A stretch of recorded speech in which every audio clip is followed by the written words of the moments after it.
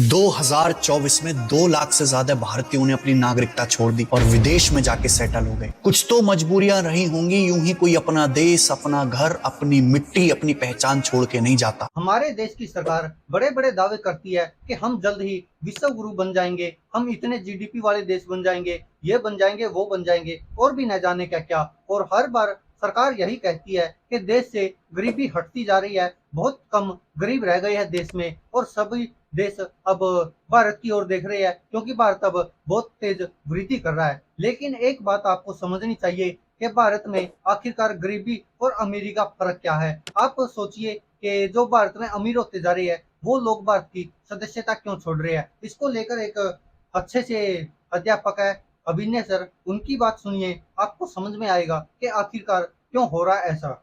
2024 में 2 लाख से ज्यादा भारतीयों ने अपनी नागरिकता छोड़ दी और विदेश में जाके सेटल हो गए। कुछ तो मजबूरियां रही होंगी, यूं ही कोई अपना देश, अपना घर, अपनी मिट्टी, अपनी पहचान छोड़ के नहीं जाता। कहने को बहुत सारी चीजें हो सकती हैं कि बेहतर शिक्षा, सुरक्षा, बिजनेस के बढ़िया अवसर, लेकिन कड़वी सच्चाई ये है कि इनमें से ज्यादातर लोग अमीर होंगे जिनके पैसे से इस देश की इकोनॉमी चलती है। आप बताइए, अगर ऐसे ही साल दर साल होता रहेगा और हमारे देश के अमीर लोग ही देश को छोड़ छोड़ के बाहर चले जाएंगे तो हमारा देश कैसे विश्व गुरु बनेगा। गरीब यहां भूखा है और अमीर हमारे देश से रूठा है।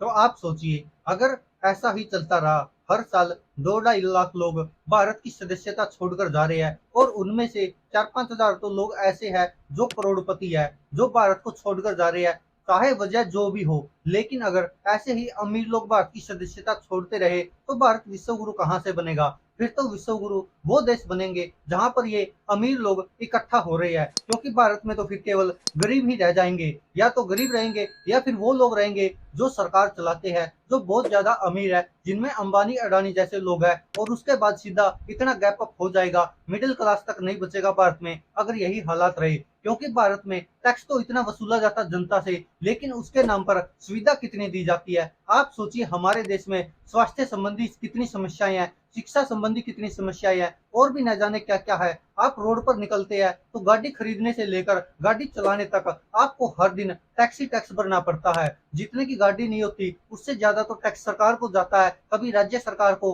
कभी केंद्र सरकार को, और उसके बाद टोल टैक्स जैसे अलग से झंझट रह जाते हैं। लेकिन उसके बावजूद भी क्या हमारी सड़कें वास्तव में उस लायक है जैसी कि विदेशों में होती है। और इसीलिए शायद लोग विदेश में जा रहे भारत को छोड़कर, यही सबसे बड़ा कारण है कि भारत में टैक्स तो पूरा वसूला जाता है अगर कोई यहाँ पर कमाई कर रहा है, लेकिन उसके नाम पर सुविधा बिल्कुल भी नहीं दी जाती। आप सोचकर देखिए, हमारे देश में महिलाओं की कितनी सुरक्षा है, हमारे देश में बच्चों की कितनी सुरक्षा है, यहाँ तक कि आम जनता भी कितनी सुरक्षित है। आए दिन आतंकवादी हमले हो जाते हैं, आए दिन न जाने क्या क्या होता जा रहा है। अब तो खासकर हरियाणा में भी गैंगस्टर वार चलने लगे हैं। तो आप कैसे समझ सकते कि कोई इस देश में रहकर क्यों खुश रहेगा, और क्यों अगर किसी का अच्छा जुगाड़ है, अच्छे पैसे है, तो क्यों इस देश में रहेगा जहां पर सुरक्षा के नाम पर घंटा मिलता है जनता को। दोस्तों, आप क्या कहते हैं इस पर अपनी राय कमेंट बॉक्स में जरूर दीजिएगा। धन्यवाद दोस्तों, देखते रहिए सच की आवाज।